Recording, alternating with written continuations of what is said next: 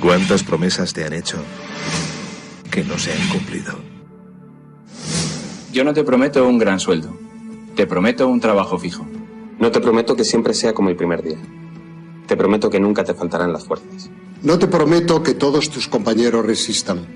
Te prometo que se puede llegar hasta el final. No te prometo personas importantes. Te prometo personas que no saben cuánto valen. No te prometo que vayan a hacer caso de lo que digas. Te prometo que querrás repetirlo una y otra vez. No te prometo la comprensión de los que te rodean. Te prometo que sabrás que has hecho lo correcto. No te prometo que te vayan a pedir ayuda. Te prometo que te necesitarán. No te prometo una decisión fácil. Te prometo que nunca te arrepentirás. No te prometo un trabajo perfecto. Te prometo formar parte de un proyecto inolvidable. No te prometo que siempre vayas a obtener resultados. Te prometo que tu trabajo dará mucho fruto. No te prometo que vayas a tener grandes lujos. Te prometo que tu riqueza será eterna. No te prometo que siempre vayas a poder ser valiente. Te prometo que tu amor será más fuerte que el mío. No te prometo que puedas acabar con el dolor, el sufrimiento y la injusticia. Te prometo que estés donde estés, llevarás esperanza. No te prometo el reconocimiento del mundo. Te prometo una palabra eficaz. No te prometo seguridades humanas. Te prometo la certeza de que has sido elegido. Y te prometo que alimentarás al mundo.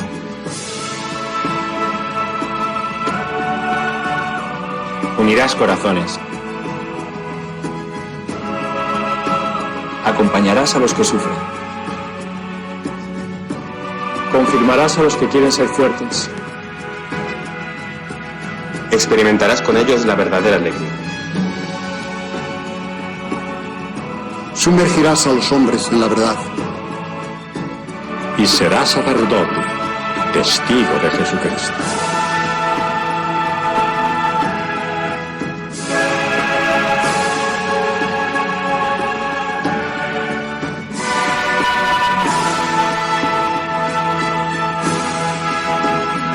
No te prometo una vida de aventuras. Te prometo una vida apasionante.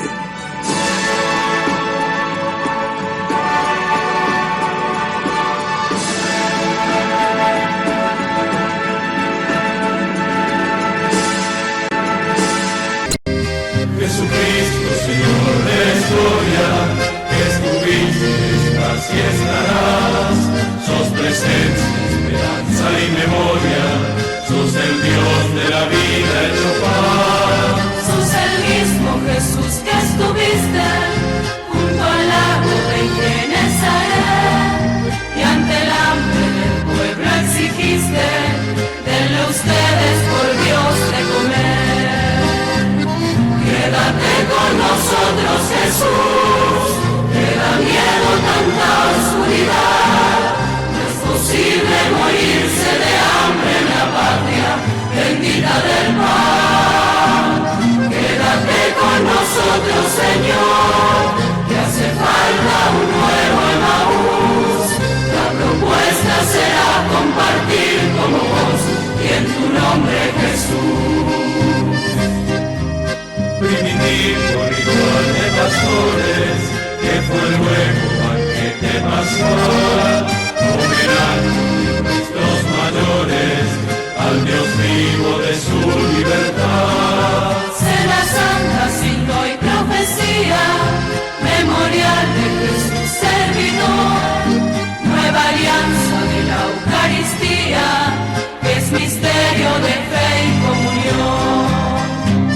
Quédate con nosotros, Jesús, que da miedo tanta oscuridad. No es posible morirse de hambre en la patria bendita del pan. Quédate con nosotros, Señor, que hace falta un nuevo Emaús. La propuesta será compartir como vos y en tu nombre, Jesús, Jesús. Bien, algo que no nos pone contentos, sino que nos da tristeza, pero queremos hablar del tema, es el Ara San Juan, que se cumplen 7 años, y estamos en contacto con Valeria Carreras, que es abogada de familias de submarinistas del Ara San Juan. Hola Valeria, ¿cómo va? Hola, ¿qué tal? ¿Cómo les va? Gracias por el llamado, por hacer visible el tema. No, por favor.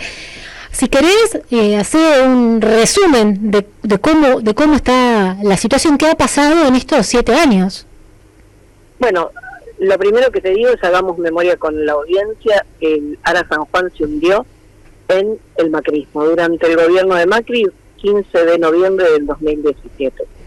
Todo lo que hubo alrededor fue ocultamiento, maltrato. Recuerden las familias pidiendo que busquen al submarino, recuerden a Macri diciendo el mar es muy grande, el submarino muy chico. Un año completo de tareas de espionaje sobre los familiares, lo cual fue reconocido por la justicia cuando dijo, hubo tareas de espionaje, hubo tareas de inteligencia sobre las mujeres del Ara San Juan, pero están justificadas porque eran peligrosas para la seguridad de Macri y o la seguridad interior. Esos son los jueces amigos de Macri, por eso la causa del Ara San Juan iba muy lenta, ¿no? Después tuvimos al albertismo tibio por naturaleza, un gobierno que no hizo nada, así que tampoco hizo nada con esta causa, y todo fue el impulso de los familiares, en este caso en la querella mayoritaria que llevó adelante. Se logró procesar a 4 altísimos mandos de la Armada por el delito de estrago culposo agravado. Vamos a juicio oral y público en el 2025, eso salió hace un mes y medio. Y la causa se desdobló porque a pedido de esta querella y en la sentencia, haciendo lugar a nuestro pedido, se investiga la responsabilidad de Macri, de Aguad y de SRUR. Algo importante porque en la primera sentencia habían quedado exculpados, y no de ninguna manera. ¿Cómo? Si es el comandante en jefe de las Fuerzas Armadas, si era el ministro de Defensa, ¿cómo no iba a saber cómo estaban navegando y en qué condiciones y cómo se encubrió lo que sucedió? Bueno, hicieron lugar a esto y el 29 de noviembre, dentro de todos los medios de prueba que se hicieron en contra o apoyando esta investigación que pedimos, se va a hacer una medida en prefectura para poder determinar cómo se buscó. ¿Se buscó en tiempo eficiente o se demoró? ¿O hubo un engaño de parte de las autoridades de la Armada diciendo dónde estaba? Todo eso, esto se los cuento básicamente para que vean que con mucha lentitud la causa igualmente avanza. Bien.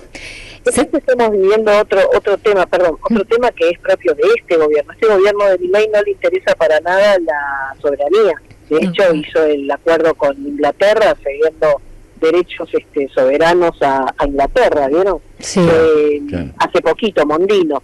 Y ya vimos que entrega los recursos naturales. Entonces muy poco le importa al Ara San Juan, a tal punto que el acto de hoy, que tenía que ser en la base naval de Mar del Plata, el acto por los 7 años de la desaparición del Ara San Juan, ordenaron hacerlo en el Museo de Submarinismo, que es afuera de la base, no es oficial, no es con toda la envergadura y el protocolo que debiera ser. ¿Y saben por qué es eso?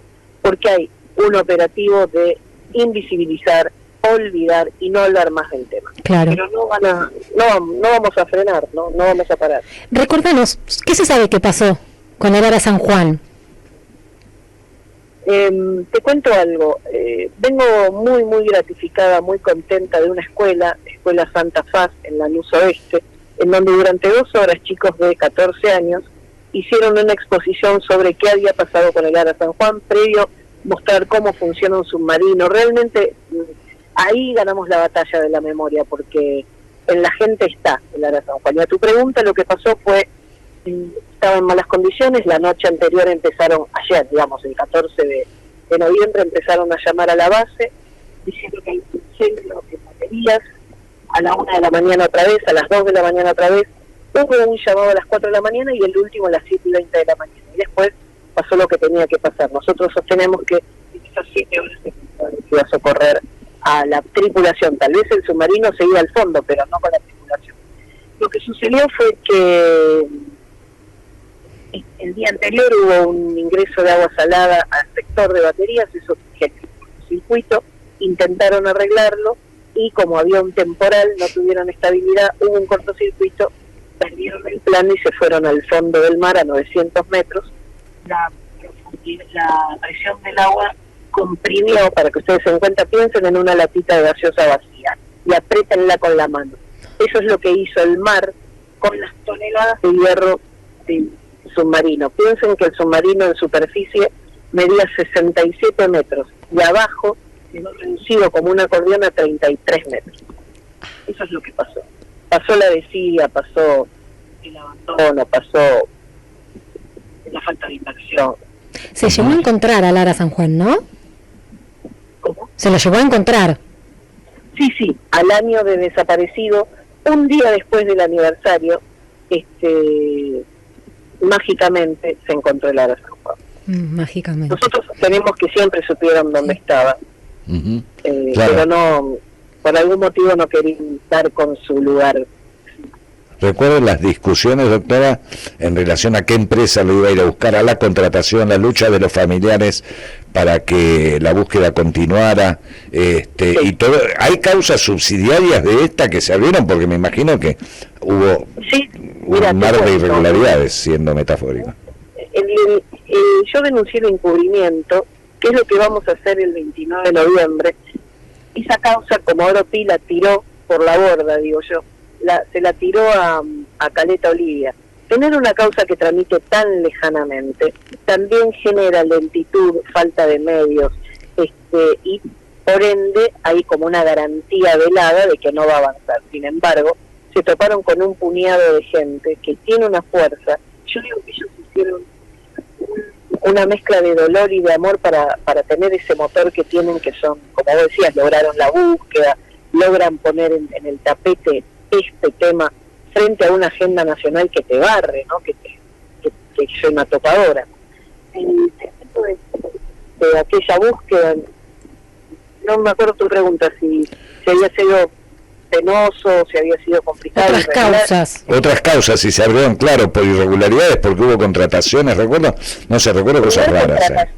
La primera contratación fue a un argentino que tenía una empresa en España y que ganó, mágicamente ganó. Cuando me voy a fijar, porque cómo puede ser que había ganado, tenía experiencia, me di cuenta que no tenía experiencia y no tenía barco. Claro. Entonces, como querella lo impugnamos, logramos que el ministro de Defensa Aguad dé de baja esa contratación. El fiscal Delgado los imputó y los procesó en ese momento.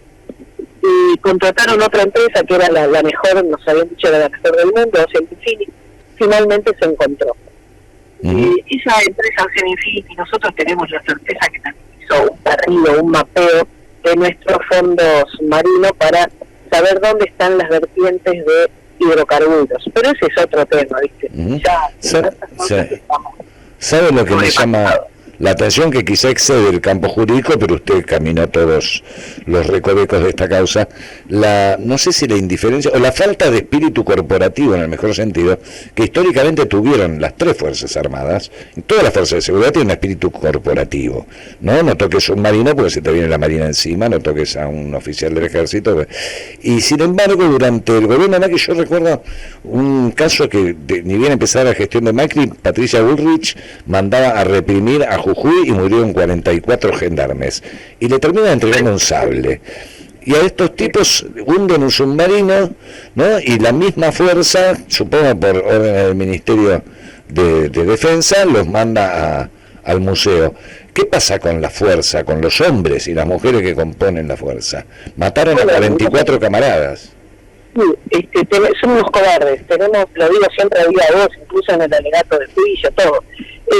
La Armada Argentina, no nos olvidemos que es la fuerza que aún sigue callando los vuelos de la muerte y el destino de los nietos desaparecidos. Con eso yo le digo todo. Están blindando este tema, más de los 4 responsables que logré, que se lograron procesar, no van a entregar a nadie más, y quieren que eso quede ahí. Claro, pero ahí le funciona, ahí le funciona la cosa corporativa, porque no fueron ellos y están encubriendo a camaradas. Ahora, en este caso, que son sus propios camaradas, no se mueven. Sí, es lo que pasa que no quieren perder su estatus. Reconocer que acá hubo una culpa absoluta de la fuerza es exponerse. Entonces siempre se abroquelan, se cierran y dicen, bueno, demos 4 cabeza de turco, listo. Vemos chivos expiatorios, 4. Hasta acá van a llegar. Y nadie más va a revisar nada de la Armada y nadie más va a meterse en este mundo. Por ejemplo, yo le cuento, mucha gente opina, ¿no? Y dice, pero si era tan inseguro, ¿no? Como si estaba en malas condiciones. ¿Por qué los supervisan? Porque hay una cosa que se llama obediencia y nadie puede desobedecer, nadie puede tampoco buscar trabajo, dejar la armada y buscar trabajo de submarinista en ningún lado, Claro, ¿entiendes, no? Entonces es muy cerrado el tema. Piense que hubo 2 sobrevivientes del Ara San Juan, sobrevivientes porque se bajaron en un puerto anterior, ¿no? En Ushuaia, y esas 2 personas uno las ve y les tiene mucha pena porque nunca más articularon una palabra, han olvidado todo, perdieron la memoria de cómo estaba dentro del submarino, no saben nada, no aportan nada y están obviamente seguramente intimidados, ¿no? Claro, qué terrible también para esas personas que sobrevivieron. Que pase tanto tiempo. Tuvieron la bendición de sobrevivir, sí, pero cargan en sus espaldas con la conciencia de no aportar un dato para sus camaradas fallecidos. Sí, y el miedo para el lugar que trabajas, que la verdad le importa poco tu seguridad. Sí, no había ningún tipo de cuestión y aparte insisten con eso. Ellos te dicen, bueno, los marinos están preparados para morir. Sí, están preparados para morir en una guerra, no en ejercicio de su trabajo. ¿Se entiende? Si yo soy silletero, yo sé que me puedo morir, pero si yo soy silletero y un arnés no está en condiciones, le digo, mirá, cambiámelo porque puede caerse. Ellos no podían decir eso, pero no con eso decir, bueno, yo voy a ir a la muerte porque acá no puedo decir nada. ¿Se entiende? Claro. Habían zafado en julio de lo mismo que les pasó, lo mismo, el incendio de batería, lo mismo. Lo que pasa que ese día tenían el mar de aceite, como dicen los marinos, el mar no se movía, piensen en el aceite, no se mueve, está estanco, entonces podés mantener equilibrio el submarino y hacer las reparaciones. Acá los agarró con una marejada, marocho se llama, que era imposible de dominar, un tubo, es un cilindro, un submarino, y es muy difícil de maniobrar en esas condiciones. Claro. Y había habido un tema con el mantenimiento también que se intentó culpar a la gestión anterior, ¿no? Recuerdo a la doctora Nilda Garré en algunas ellos comisiones. Hicieron en el macrismo, propulsado por Lilita Carrió y por varios medios masivos de comunicación, decir que esto había tenido injerencia o culpa directa la preparación de media vida. Se hizo un expediente específico para eso y no encontraron ni siquiera un ticket de almuerzo fuera del lugar. La empresa Thyssen, alemana, la constructora, había dado todas las garantías sobre cada una de las reparaciones. Entonces, por ahí no pudieron, y el único tema que quedó probado fue que habían salido con averías reportadas por el comandante sin solucionar.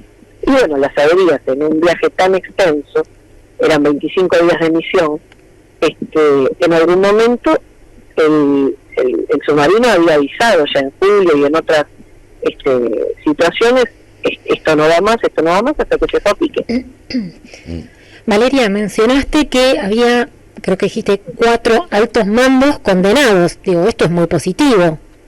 Eso es positivo. En un país en donde las grandes causas o tragedias, digamos así, tienen un fin incierto, ¿sí? No pasa nada, es un paso importante. Tener 4 procesamientos es muy importante, ir a juicio oral y público el año que viene también. El haber logrado, escuchen esto, que va a parecer descabellado, el haber logrado que llegue la historia esta, con muchos datos del expediente y testimonios, a Netflix, es un gran paso. Sí. Lo que sucede es que a alguien le conviene acallar que toda esta historia. Por eso no tuvo la publicidad, ni tuvo la difusión, ni tuvo nada. Porque en la campaña, como yo dije en un comunicado esta semana, hay en marcha un operativo olvido. Vos fíjate que para solucionar un problema, el primer paso es ponerlo en palabras. Si vos no reconoces el problema, no lo decís, es muy difícil solucionarlo. Bueno, acá empezaron a quitar palabras, y entonces el día de hoy, en vez de ser el 7º año de la desaparición del Ara San Juan, si vos mirás los partes oficiales, es el 7º año homenaje a la tripulación del Ara San Juan. Lo que sucede es que nosotros sabemos por qué, pero los que están distraídos, dentro de unos años, va alguien a decir, esto fue un homenaje por una tripulación de un submarino, no van a saber que el submarino se hundió por estar en condiciones deficientes, no van a saber que hubo tanto maltrato para los familiares, no van a saber que hubo espionaje sobre los familiares. Esa es la campaña del olvido. Yo siempre digo, el olvido es el socio necesario para la impunidad. Por eso esta estas familias, 31 familias que represento, yo les admiro el coraje y la perseverancia, porque te puedo asegurar que ejercitan la memoria, apoyados también en un cariño o en una empatía colectiva que hay, no de la parte gubernamental de ningún gobierno que tuvimos, sino de parte de la gente. Vos, si transitas atento, vas a ver que en algunas paredes hay un mural de Lara San Juan, hay calles con el nombre de Lara San Juan. Bueno, lo que pasó hoy en esta escuela, hoy en simultáneo hubo un montón de actos de homenaje en plazas, descubrir una placa, hacer una misa, en distintos puntos del país, menos en donde atiende Dios, ¿no? Acá en Capital Federal oficialmente no se hizo nada, solamente una misa en la Estela Maris de la calle Comodoro Pi, por la Armada, así que nadie iba llegar, el público no lo sabe. Sí, subestima. Después el acto que se minimizó en Mar del Plata, que es la base natural del Comando de Fuerzas Submarinas.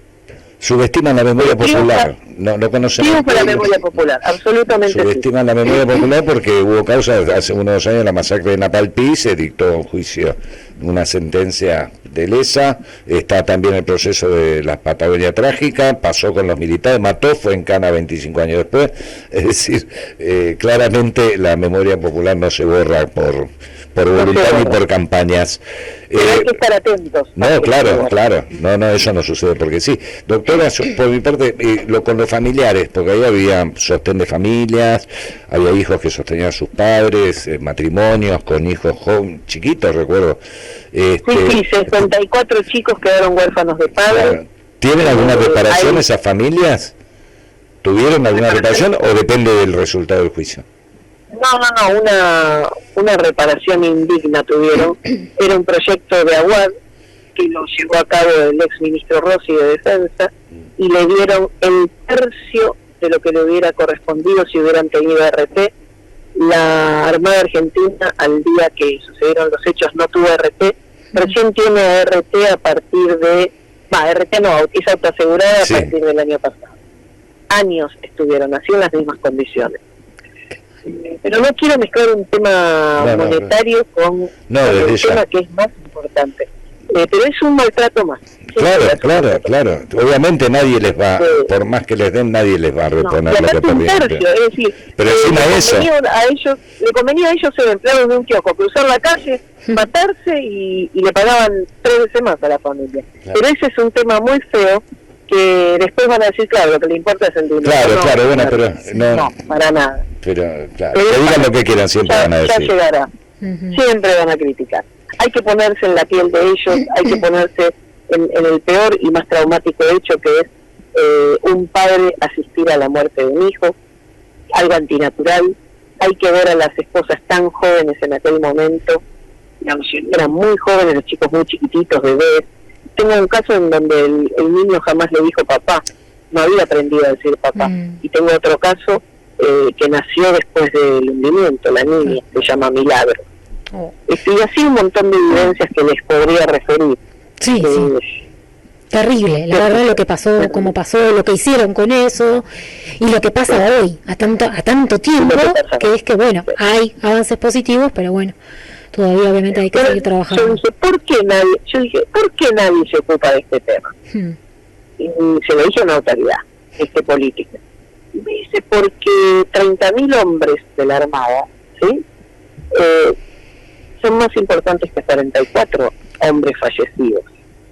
Entonces, para no generar un conflicto con la Armada, no se profundiza sobre este tema. Pero yo hubiera esperado que como gobiernos, pongámosle el de Alberto y el de esta gente ahora, Milei, haber dicho, bueno, a ver, aquel que dé un testimonio, colabore, dé una prueba y nos diga qué pasó, y quiénes son los responsables, y cómo se sucedieron los hechos, le vamos a dar una protección, le vamos a dar un ascenso, le vamos a reconocer.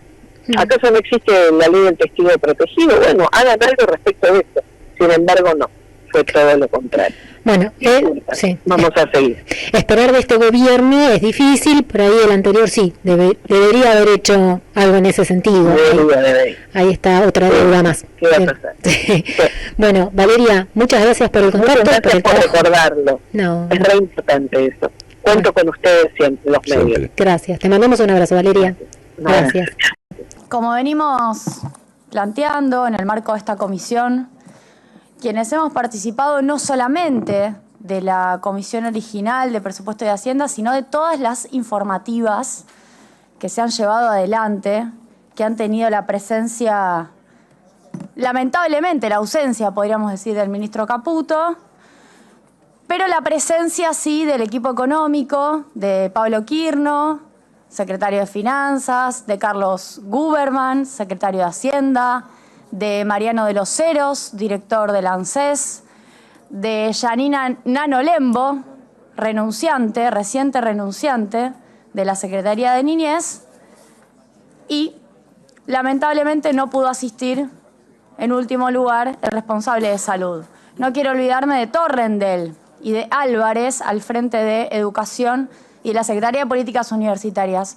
Yo quisiera, por un lado, plantear cuáles son las cuestiones que de Unión por la Patria y en nuestra propuesta de dictamen estamos planteando, y en segundo lugar, recordar todo lo que no ha sido respondido, porque hemos trabajado y mucho, usted lo sabe, señor presidente Espert, hemos venido aquí realmente con una voluntad de trabajo, con una voluntad de comprender cuáles eran los objetivos de parte del Gobierno Nacional, y nos hemos llevado muy poco.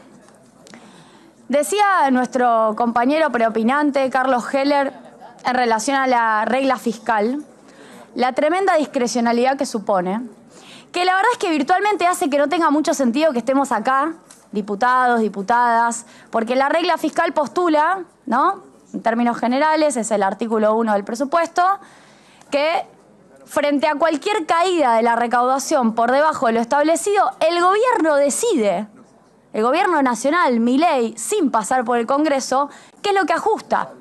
Usted sabe, Esper, porque los tenía al lado, que yo le pregunté a Mariano de los Heros, le pregunté a Guberman, le pregunté a los responsables de educación cuáles serían las partidas que resignarían en caso de tener un problema con la recaudación, cosa que podría pasar si eventualmente hay una suba del dólar, vas a tener un problema con la recaudación, si eventualmente tenés que pagar LEF y LECAPS, vas a tener un problema con el gasto financiero y por ende tu gasto primario se va a tener que reducir. Nadie respondió cómo se ejecuta esa regla fiscal. No saben, no les interesa, es la discrecionalidad absoluta del presidente Milei. Es casi como cerrar el Congreso en materia presupuestaria, otorgarle la regla fiscal del artículo 1 del presupuesto, que además es ad eternum, porque no es solo para el ejercicio fiscal 2025, sino que se plantea como una lógica discrecional para el Poder Ejecutivo hacia adelante. Por cierto, quiero decir, si la recaudación supera el gasto, establece la regla fiscal, no es que el presidente le va a devolver los medicamentos a los jubilados. No es que el presidente va a recomponer el 8% de las jubilaciones que vetó. No, si sobra recaudación, dijo que va a bajar impuestos. Tampoco dijo cuáles. La última vez, el único que bajó fue a los bienes personales. Con lo cual, no hay mucho para plantear en relación a la regla fiscal. Es anticonstitucional respecto de las características que tiene el que debe tener el Congreso en materia de sanción del presupuesto nacional. No quiero ser redundante con esto, pero sí quiero mencionarlo. Además, el presupuesto elimina mínimos garantizados, elimina el artículo del 6% de financiamiento de la educación en el artículo 27, quita el financiamiento de las escuelas técnicas, quita el financiamiento de la ciencia y tecnología, quita el financiamiento a las Fuerzas Armadas. Una tremenda contradicción hasta en términos discursivos y de programa político. Quita el financiamiento al equipamiento a las Fuerzas Armadas a través de la eliminación del financiamiento al FONDEF. Quiero repasar algunas confirmaciones que, sin embargo, hemos tenido, a pesar, ¿no?, de haber interrogado largamente a los funcionarios y que han alertado aún más sobre la gravedad del presupuesto.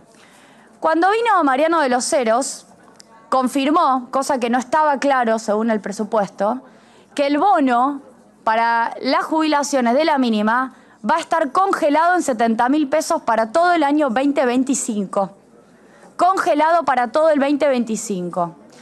También confirmó Mariano de los Heros algo que fue noticia en los portales, gracias a que hay diputados preocupados por estos temas, frente a la ausencia incluso de muchos diputados y diputadas, que se termina la moratoria previsional en marzo del 2025. Es decir, quienes no tengan los 30 años de aportes, que en el caso de las mujeres son el 90% y en el caso de los varones son el 70%, no se pueden jubilar más a partir del año que viene. Y no hubo nada que modificara la voluntad del Poder Ejecutivo en este aspecto, al punto tal que acaba de confirmar el presidente de la Comisión Expert que si hay dictamen del oficialismo es sin mover una coma. Es sin mover una coma de esto que estoy planteando. Tampoco habrá moratoria. Respecto, fíjense qué curioso cómo funciona el gobierno. Cuando les pregunté por qué sacaban la indexación de las asignaciones familiares, es decir, les sacan la actualización, ¿saben qué me contestó el secretario de Hacienda, Guberman? Que en realidad ellos no estaban de acuerdo con que fuera IPC. Preferían IPC alimentos, es decir, preferían otro índice. Claro, casi como comentaristas de la realidad. Porque cuando uno ve el presupuesto y les pregunta, entonces, ¿por qué no pusieron el otro índice? Se ríe allá el diputado de La Libertad Avanza, yo también me reiría, efectivamente. Contestó, no estamos de acuerdo, no nos pusimos de acuerdo con ninguna variable de referencia en particular. Casi como un periodista me contestó. Bueno, entonces, ¿qué hicieron? Las asignaciones no se actualizan por nada. Ni por IPC, ni tampoco por IPC alimentos. Así estamos. Y no cambiaron ni una coma de eso, que fue una respuesta muy concreta, y que si fuera tan fácil como dijo el propio secretario de Hacienda, lo podrían haber modificado, ¿no? Pondrían IPC alimentos y actualizaban así las asignaciones familiares. Pensiones por discapacidad. Dijeron, son todas truchas, las vamos a auditar. Esto pasó en la Cámara de Diputados, acá en esta misma comisión. Son todas truchas, a lo cual respondí, ¿tienen la documentación de esa auditoría? Porque el gobierno audita universidades, no sabemos los resultados, supuestamente, ¿no? Audita pensiones por discapacidad, tampoco sabemos los resultados. Audita provincias porque no les quiere dar la plata de las cajas no transferidas y tampoco sabemos los resultados. No sabemos por qué, pero recortan 40% las pensiones por discapacidad. Incluso le pregunté, al estilo Milei, ¿quién financia la pérdida de recaudación por el impuesto país en la ANSES? Porque al estilo Milei, si hay una pérdida de recaudación de algún lado, hay que solventarla con otra cosa. No hay respuesta. Ajuste para el ANSES. Muy curioso el criterio. Quiero repasar lo que pasó acá en materia de educación. Dijo textual, algo que también fue viral, el secretario de Políticas Universitarias, Álvarez, dijo, no hubo recorte de salario, hubo actualización salarial que no siguió la pauta inflacionaria. Hermoso. O sea, confirmó que los salarios de los trabajadores docentes y no docentes de las universidades cayeron respecto a la inflación. Le preguntamos por qué auditaba los salarios cuando las auditorías son solamente sobre el gasto de funcionamiento. No contestó, es decir, no quieren aumentar las partidas de las universidades con la excusa de las auditorías, pero las auditorías solamente computan sobre el 12% del gasto, que es el gasto de funcionamiento, y el resto del 88% deberían aumentar los salarios docentes. Bueno, no hay forma de justificar el veto del presidente Milei, ni tampoco que la partida del presupuesto para educación caiga en términos reales. Sobre la paralización de obras, mintieron abiertamente, vinieron a la Cámara de Diputados a mentir, plantearon que en realidad las obras las paralizaron los rectores de las universidades. Y yo les leí una nota al secretario Torrendel y le leí una nota también al secretario de Políticas Universitarias, en donde un funcionario de Caputo, del Ministerio de Economía, instaba a los rectores de las universidades a paralizar las obras porque no eran prioritarias. No hubo entonces respuesta de ninguno de los dos funcionarios respecto de por qué no hay plata para obras. Estoy hablando del sector educativo. Dijo también el secretario Torrendel en aquella comisión, está probado que una computadora por chico no es fundamental para el aprendizaje en relación al conectar igualdad. Es decir, confirma que la partida del conectar igualdad va a caer el año que viene. Y no hicieron nada, y quienes van a firmar el dictamen de La Libertad Avanza, y seguramente habrá alguna triste disidencia, pero no creo que cambie el fondo de la cuestión, para reforzar la partida del conectar igualdad. En relación a la ESI, esto me parece importante, la educación sexual integral, dijo el propio ministro y también Janina Nano Lembo que estaba ideologizada. Es decir, justifican, y Nano Lembo que ya está afuera, es verdad, me olvido que hay ministros que ya se van yendo, secretarias que ya se van yendo, que la ESI estaba ideologizada, entonces por esa razón la recortan, por esa sola razón. Y por último, quiero volver a instar a esto, le prometieron a los pibes de las becas Progresar que iban a cobrar 35.000 pesos por mes. Cuando uno hace la cuenta en el presupuesto, le digo al señor expert si tiene ganas de hacer la cuenta, proponen para el 2025 1,5 millones de becas y un monto total de 431.000 millones de pesos. Haga 1,5 millones de becas, 431.000 millones de pesos. Hace la división, son 12 meses que cobran los pibes y no da 35 lucas por pibe. No hubo manera de que respondiera, al contrario, fue una generalidad y se retiraron. Por ende, a mí me da que pensar que el aumento que anunció Petovelo para que los pibes cobren la beca Progresar 35 lucas es mentira.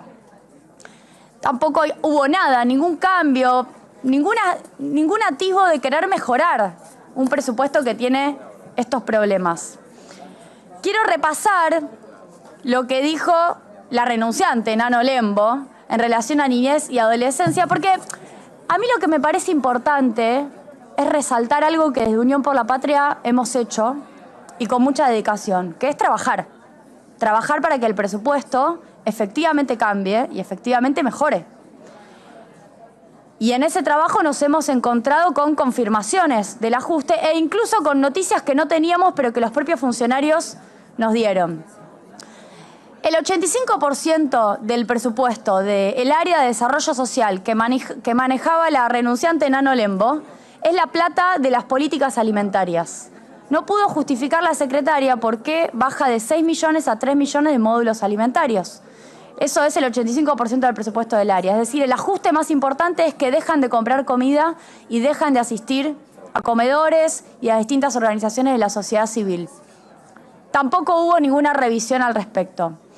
Pero después aparecen otras cosas que son muy llamativas. Yo comentaba que la ley Lucio, que es una ley que tiene que ver con la capacitación precisamente por la violencia infantil, violencia y abusos infantiles, fue votada, por el señor Esper, presidente de la comisión, fue votada por Milei, fue votada por Villarruel, y cuando le preguntamos al área de Petovelo por qué tiene 0 pesos, contestó que la política estaba ideologizada también.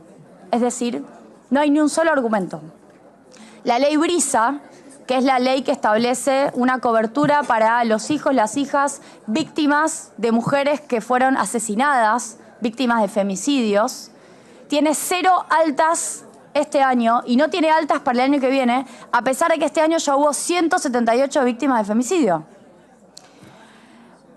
La línea 102, que también hace a recibir denuncias por violencia y abuso infantil, directamente la funcionaria se la confundió con la línea 144. Respondió por la 144, que es otra línea. Bueno, renunció finalmente porque compró mal una cafetera. Creo que debió haber renunciado por el desastre que hizo en esta comisión cuando no pudo contestar lo que estoy refiriendo.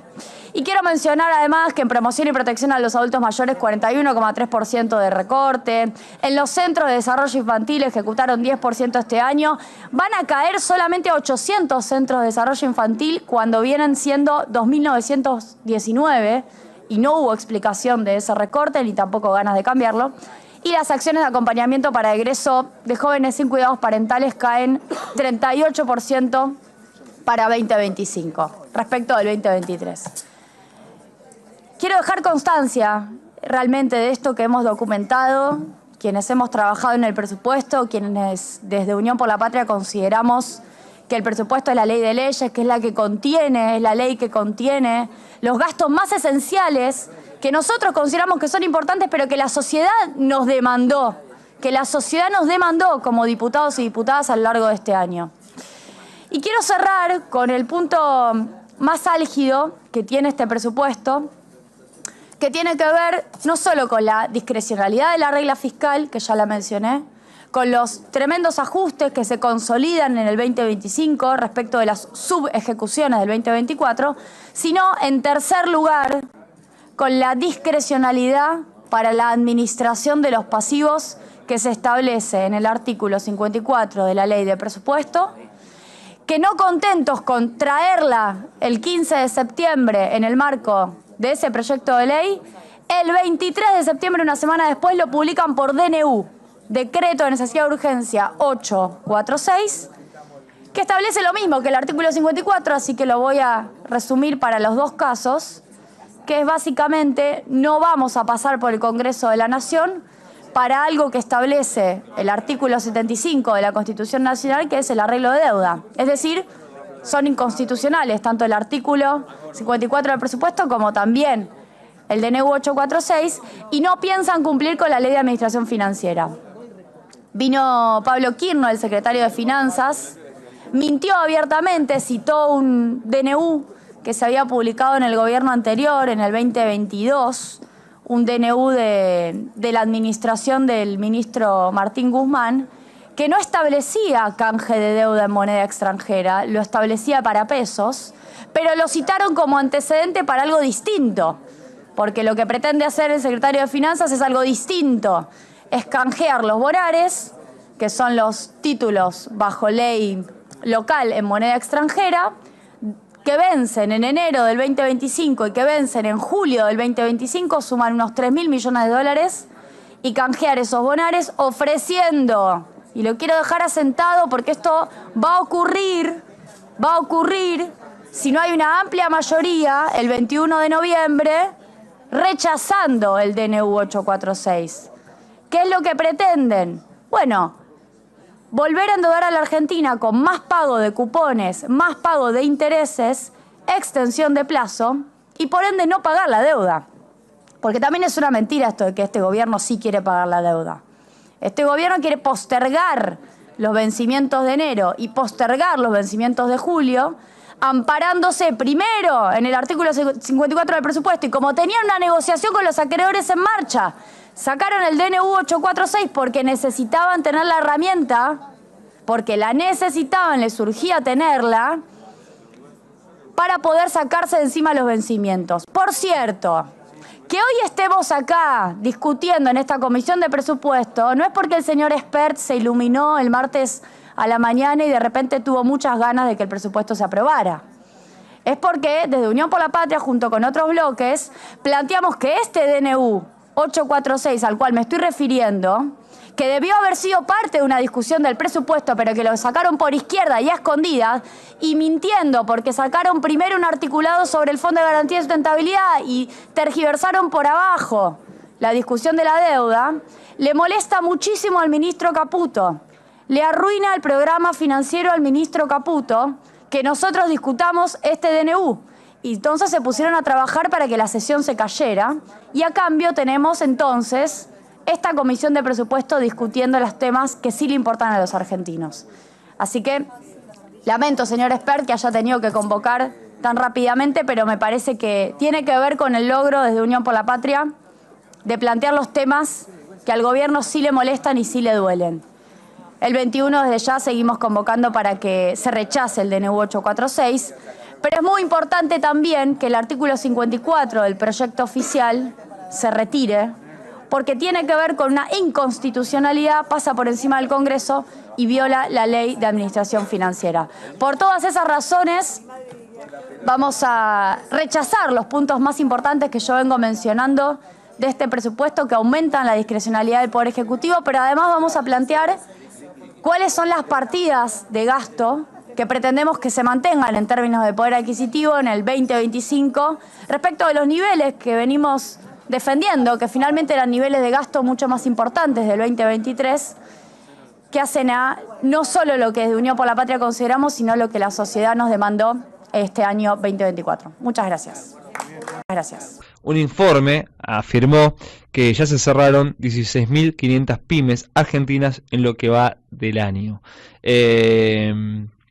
Bueno, es muy complejo, es preocupante, porque no solamente estamos hablando de del gran porcentaje de generación de empleo nacional, de la mano de obra nacional, de que un Estado está no solo que ausente, sino que promueve la apertura indiscriminada, con lo cual esto puede empeorar aún más, y el número de cierres de pymes puede ser aún mayor. Es preocupante la situación que atraviesan las pequeñas y medianas empresas en nuestro país, y es por eso que vamos a comenzar esta nota con un referente de las pymes, de los empresarios nacionales, con Julián Moreno. Julián, mi nombre es Rodrigo Marcouliese. ¿Cómo andás? ¿Qué tal, Rodrigo? Encantado. Bien. ¿Cómo andan ahí? Bueno, a ver, este número sale de un informe, de un relevamiento que hacen ustedes. No, lo hizo ENAC y también el Frente Productivo. Pero bueno, es un relevamiento con datos de AFIP que son públicos de alguna manera, ¿no? Es la triste realidad que estamos viendo, este goteo en cámara lenta del empleo y este goteo en cámara lenta de las pymes también, ¿no? Vos pensás que, bueno, 16.500 obviamente los que caen primero son los más chiquititos, los más débiles, los que menos espalda tienen. Es un reflejo de lo que le pasa al conjunto de la sociedad, lo que le pasa a las pymes. Y lamentablemente tiene que ver con esto, ¿no? Con esta recuperación en B que nadie vio ni verá. Y bueno, en ese devenir se van acabando las espaldas, se van acabando los stocks, ya no tienen a qué recurrir y las empresas terminan cerrando, lamentablemente, porque las que tienen algo de espalda pueden aspirar a reconvertirse. O sea, va a haber empresas que van a subsistir convirtiéndose en importadoras, probablemente aquellas que tengan que puedan conservar su cartera de clientes, pero muchas industrias van a terminar cerrando. Y las que se reconviertan van a pasar de tener 50 empleados a tener 4, ¿no? Porque obviamente no es la misma la dotación que vos necesitas para producir que para distribuir productos importados. Pero bueno, parece que es el modelo que nos plantea este gobierno. Ajá. ¿Cuál es el sector o los sectores de la industria donde más pegó esto? Porque vos me decís las más chiquitas, primero, de las pequeñas y medianas empresas o las pequeñas. ¿Y qué es lo que hacen las pequeñas empresas? En su mayoría, las que cerraron. No, talleres, cuestiones que, viste, ya por el costo de reposición de un producto importado, hay muchos mantenimientos que ya no se justifican.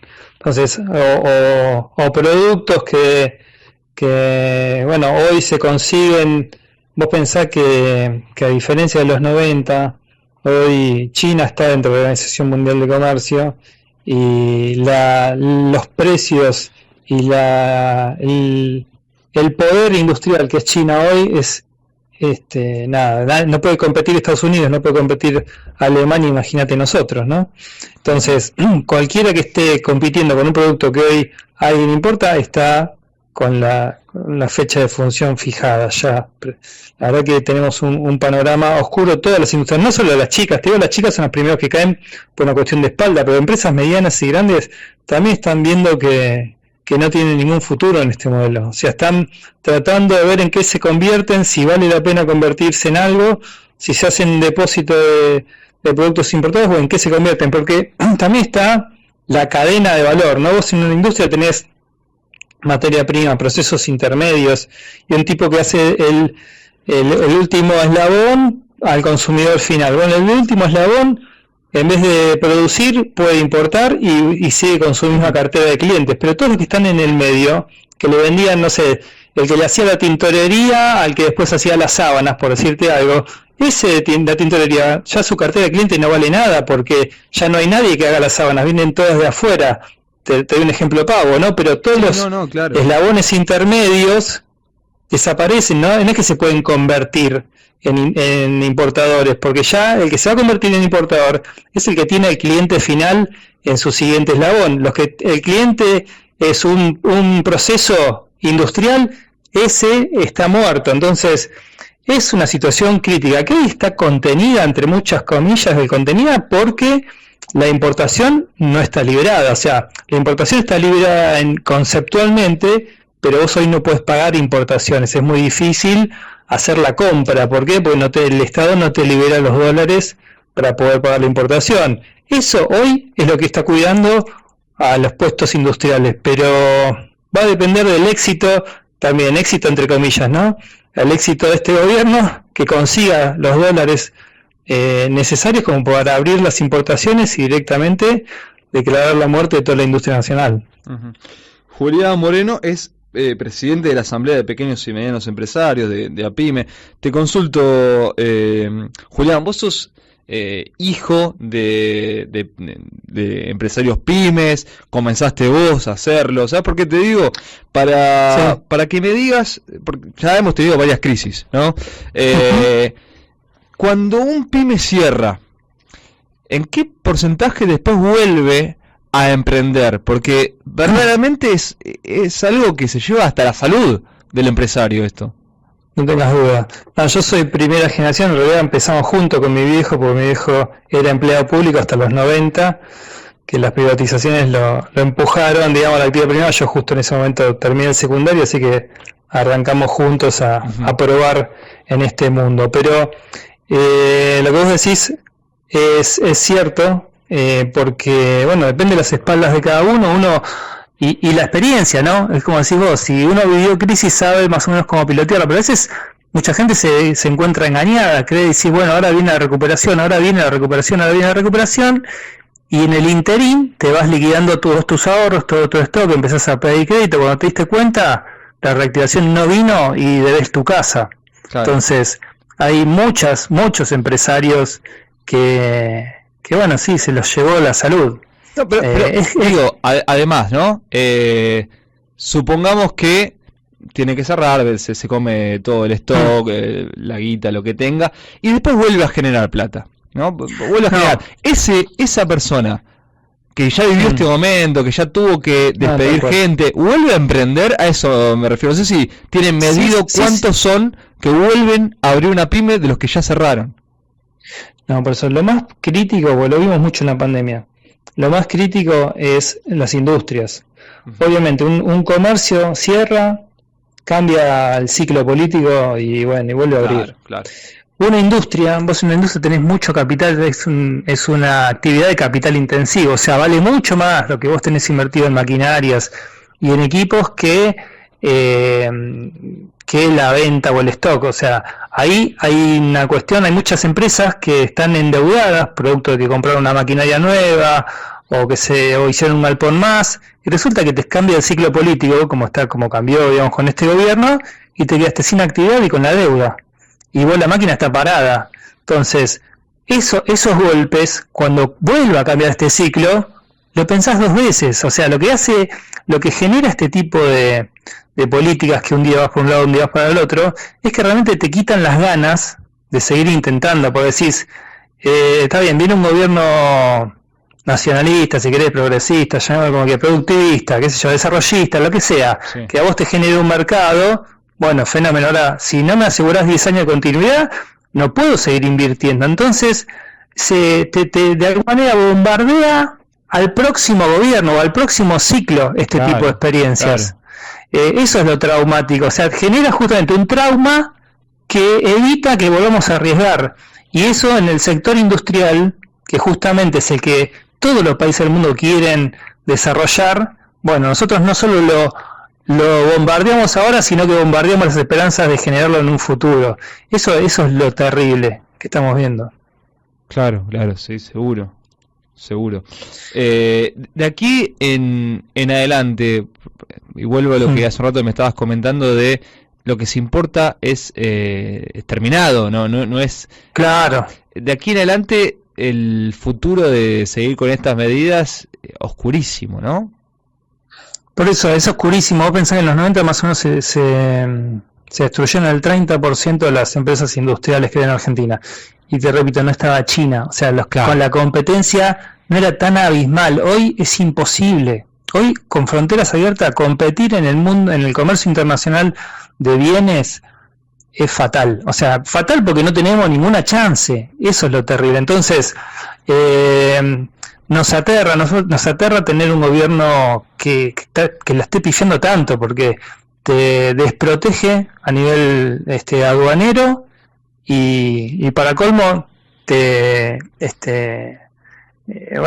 lo fomenta, no solo te desprotege, te encarece la producción nacional, porque lo vemos, ¿no? A pesar de que los salarios no han recuperado poder adquisitivo, en dólares están mucho más caros que el año pasado. Bueno, lo vemos en el turismo, ¿no? Hoy somos un país de los más caros de América Latina para hacer turismo. El año pasado éramos baratos. Toda esta situación hace inviable que cualquier tipo de desarrollo, no solo exportador, sino también para el mercado interno, ¿no? Hoy estamos viendo cómo la gente, a pesar de ganar de alguna manera altos ingresos en dólares, muy entre comillas lo que estoy diciendo, por favor que no se malentienda, pero apenas le alcanza para pagar la luz, el gas y el alquiler. Entonces, bueno, es un desbarajuste muy preocupante para todos los que tenemos cierto desarrollo de actividades dentro del país. No vemos en ningún sentido que esto derive en un mejor estándar de vida de la población y mucho menos en más empleo, que es lo que hace falta, ¿no? Porque generalmente cuando logramos un empleo pleno es cuando los salarios empiezan a recuperar poder adquisitivo, digamos, y la lucha entre capital y trabajo es un poco más fácil de dar y por lo tanto el mercado interno es más pujante y nosotros los pymes que vivimos en el mercado interno la pasamos mejor, pero bueno, no es lo que estamos viendo. Claro. Sí, la inflación en dólares creo que ronda el 25%, algo que es récord casi para todos los países del mundo tener esta inflación en dólares. Hoy, pero si sumás todo el año está cerca del 100. Claro. De enero a hoy estarás más cerca del 100% en dólares. Por eso el turismo, te acoto esto, ¿no? El turismo va a pasar una muy mala temporada, porque justamente lo que el año pasado era un regalo, hoy va a ser carísimo para cualquiera. Claro. La última que te hago y es no solamente ser meros espectadores de lo que está pasando, sino si desde APYME piensan hacer algo, hay un vaso comunicante con alguien para tratar el tema. Sí, te dejo la pregunta. No, obviamente con el Ejecutivo no, porque sabemos que ya Caputo lo dijo hace unos meses, nosotros no tenemos plan productivo, no vengan acá a pedirnos nada porque directamente no vengan a eso. Fue Franca fue muy franco en su declaración.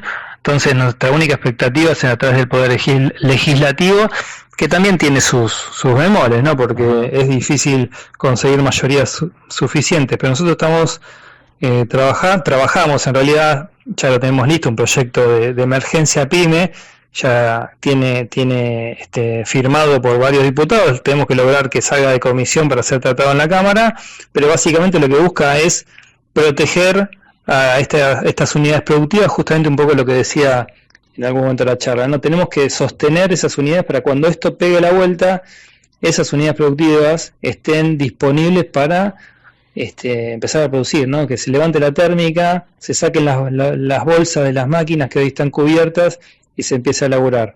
Esos hay que protegerlo, para nosotros es fundamental, es un capital que tiene el país que tenemos que sostener. Son focos de empleo que obviamente creo que debería ser la prioridad número uno de cualquier gobierno, ¿no? Conseguir llegar a una instancia donde todos quienes buscan trabajo tengan trabajo. Y eso se logra únicamente con las pymes produciendo.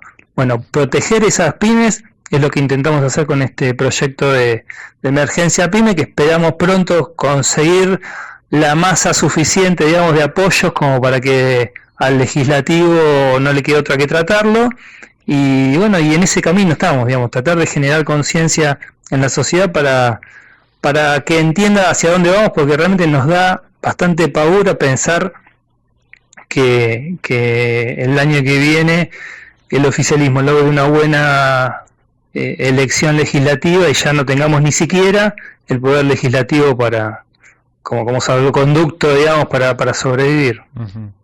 Julián Moreno, presidente de la Asamblea de Pequeños y Medianos Empresarios de APYME, muchísimas gracias por estos minutos en Radio Belgrano, en el programa Comunas AM. Un abrazo. No, gracias a usted por el llamado. El pueblo trabajador se está cansando, el pueblo humilde se está cansando.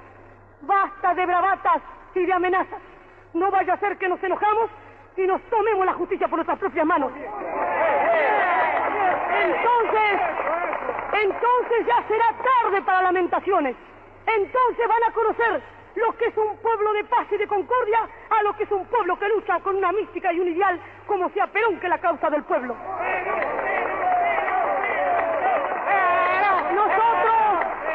Nosotros predicamos la paz, nosotros predicamos la concordia, pero así como dije yo en un discurso en Europa, es inútil hablar de paz cuando me preguntaron qué opina usted de la paz, señora.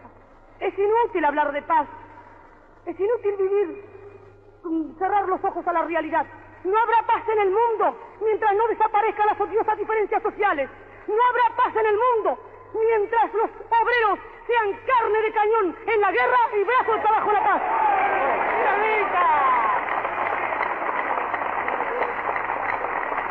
Y no habrá paz. Y no habrá paz en la República Argentina mientras déspotas, antipatriotas y canallas politicastros vendidos por 4 chauchas al extranjero quieren asesinar al líder de los trabajadores.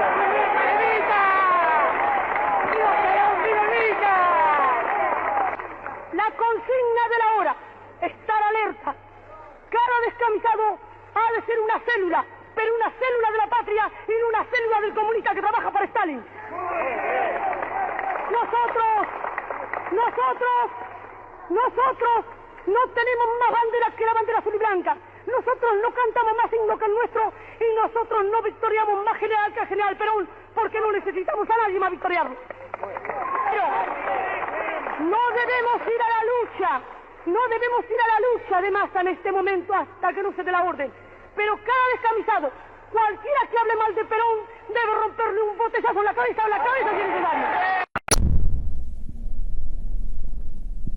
Pueblo que escucha, únete a la lucha. Pueblo que escucha, únete a la lucha. Pueblo que escucha, únete a la lucha. Pueblo que escucha, únete a la lucha. Pueblo que escucha, únete a la lucha. Pueblo que escucha, únete a la lucha. Pueblo que escucha, únete a la lucha. Pueblo unido, nunca vencido. Pueblo unido, nunca vencido. Y luche, luche, luche, no deje de luchar. Y luche, luche, luche, no deje de luchar. Por un canto de obrero, obrero y popular. Y luche, luche, luche, no deje de luchar. Pobre el pobre que no luche, siempre callado nomás. Le han de robar su guitarra, nunca más ha de cantar. Y luche, luche, luche, no deje de luchar. Y luche, luche, luche, no deje de luchar. Por un canto de obrero, obrero y popular. Y luche, luche, luche, no deje de luchar. Pueblo que escucha, únete. Cosas tiene mi pueblo que no las puedo callar. Cualquiera viene y le ofende y él calladito nomás. Pero guarda al que trampea, pero guarda al que le miente, porque mi pueblo no es tonto, porque mi pueblo es valiente, porque mi pueblo algún día cuando la sangre reviente habrá de salir cantando con un fusil en la frente. Y entonces no habrá más niños durmiendo bajo los puentes, ni obreros, ni campesinos, siempre apretando los dientes